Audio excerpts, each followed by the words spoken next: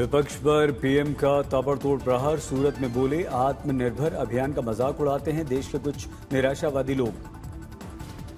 PM ने वैश्विक संकट का उल्लेख किया। ऊर्जा के मामले में आत्मनिर्भरता जरूरी, पिछले 12 वर्षों में देश ने क्षमता बढ़ाई, वो महत्वपूर्ण। कांग्रेस पर भड़के मोदी का बयान, कहा देश में अराजकता फैलाई रही कांग्रेस के वही लोग हैं जिन्होंने भारत को दूसरे देशों पर निर्भर रखा।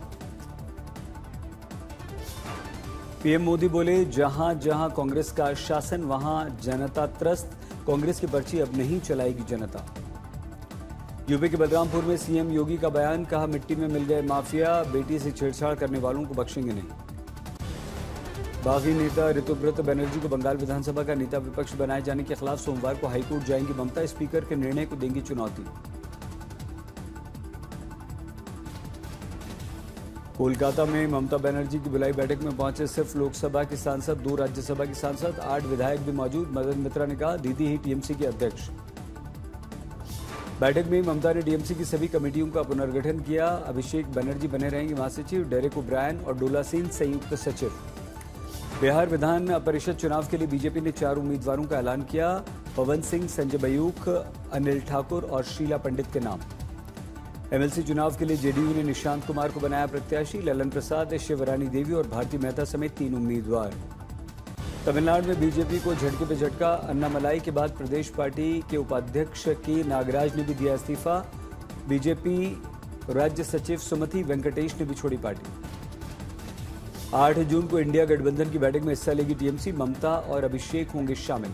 शिवसेना उद्धव गुट के सांसद संजय राउत की विपक्षी दलों से अपील, एकजुट हों सभी पार्टियां, कांग्रेस से अलग हुए दल फिर आए साथ। मालवीय नगर अग्निकांड के बाद दिल्ली सरकार का एक्शन, हौजरानी गिटोरनी में अवैध निर्माण पर चला बुलडोजर।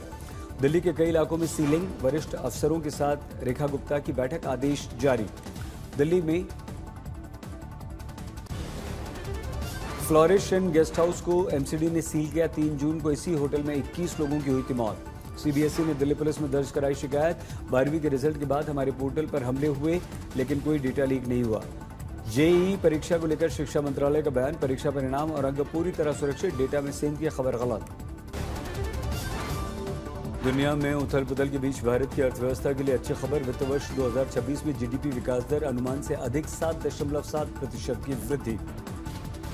देश की जीडीपी विकास दर में बढ़ोतरी पर पीएम का पोस्ट लिखा, भारत की विकास रफ्तार मजबूत, युवाओं के लिए अवसर ही अवसर।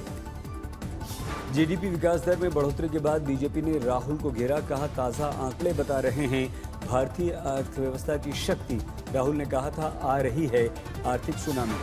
अमेरिका से वाणिज्य समझौते पर वाणिज्य मंत्री पीयूष गोयल ने कहा, अगले महीने तक लागू हो सकता है पहला चरण, भारत आ सकता है अमेरिकी प्रतिनिधिमंडल। अंडमान में आईएनएस बाज को लेकर राहुल का केंद्र पर हमला, कहा मोदी सरकार ने नौसेना की अनसुनी की बात नहीं किया आईएनएस का विस्तार। महाराष्ट्र में फडणवीस सरकार का मराठा समाज के लिए बड़ा निर्णय, ओबीसी की तरह शिक्षण संस्थाओं में मिलेगी सुविधाएं और छूट। फडणवीस ने मराठा समाज के लिए कुछ 8 योजनाएं शुरू करने का निर्णय लिया, छात्रवृत्ति योजना भी शामिल। दिल्ली के दौरे पर पंजाब बीजेपी के नवनियुक्त प्रदेश अध्यक्ष केवल सिंह ढिल्लों बीजेपी अध्यक्ष नितिन नवीन से मिले। लखनऊ में एक पेड़ मां के नाम अभियान के वृक्षारोपण कार्यक्रम में शामिल हुए मुख्यमंत्री योगी, कहा आज का दिन विशेष, जल है तो कल है, वन है तो जीवन है। मध्य प्रदेश में शिव वृक्ष अभियान को लेकर मंत्री शिवराज सिंह चौहान का आह्वान, पर्यावरण संरक्षण के जन अभियान का बने हिस्सा, मैं वर्षों से हर दिन कर रहा हूं पौधारोपण। खानसर के 2 गिरफ्तार गार्ड्स का पुलिस की पूछताछ में खुलासा, खानसर के कहने पर ही चलाई थी गोली, खानसर ने कहा था गोली चलाओ मैं देख लूंगा। दिल्ली में गुरुवार की भीषण आंधी के बाद से तापमान में गिरावट, शुक्रवार को अधिकतम तापमान 35.8, 1-2 दिन और रहेगी राहत। उत्तराखंड के बद्रीनाथ में बारिश, ऊंचे पहाड़ों पर बर्फबारी से गिरा तापमान, कड़ाके की ठंड, मंदिर में श्रद्धालुओं की भीड़। केरलम के एर्नाकुलम में भारी बारिश, जगह जगह पानी भरा, लोग परेशान।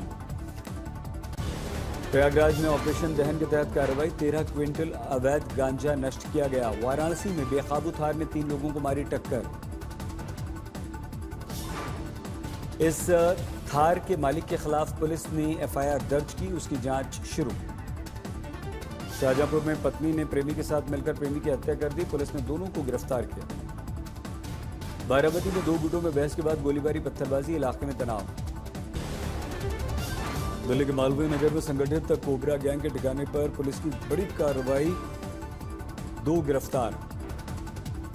देहरादून एसएसपी प्रमेंद्र डोभाल के नेतृत्व में नशा तस्करों के विरुद्ध पुलिस का विशेष अभियान ऑपरेशन प्रहार। शहर की बड़ी पार्टियां, शिक्षण संस्थानों में पढ़ने वाले छात्र कोबरा गैंग के लक्ष्य। गाजियाबाद में होटल से युवती का शव बरामद, कमरे में लटका मिला, एक युवक गिरफ्तार। ग्रेटर नोएडा में रेपिडो चालक निकला चोर गिरोह का मुखबिर, रेकी कर बंद मकानों को बनाता था निशाना, पुलिस ने 4 को गिरफ्तार किया। पुणे में मेड इन पाकिस्तान लिखी चादर की बिक्री से हड़कंप, वीडियो वायरल होने के बाद पुलिस ने 3 को गिरफ्तार किया। गोरखपुर में सोते हुए मजदूर पर डंपर से डाली गई मिट्टी, नीचे दबने से मजदूर की मौत। गोरखपुर में पिता ने 3 बच्चों को दही में दिया जहर, 2 की मौत, 1 घायल।